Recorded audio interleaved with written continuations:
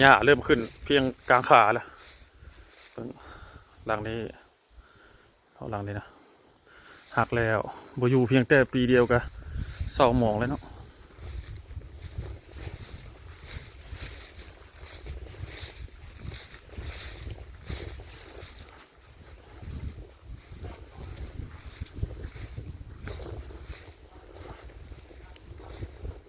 ลมแห้ง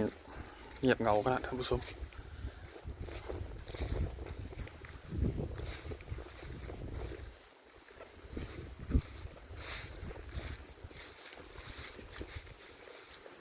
สมัยก่อนใน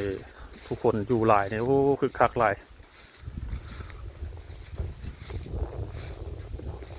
แต่ตอนนี้เป็นบ้านห้างไปแล้วเนาะโอ้ก็เสียดายเนาะเพิ่นก็ยังคิดฮอดบ้านเก่าเพิ่นอยู่ได้เนาะเพิ่นก็เที่ยวมาลิ้นมายังเพิ่นก็แว่แต่ว่าอีก2-3 ปีเพิ่นจึงมางได้ตามฮิตเพิ่นอันนั้นถือว่าเบิ่งสภาพถ้าบ่เจ็บบ่ป่วยอยู่บ้านใหม่เพิ่นก็จึงค่อยสิมางออกเนาะ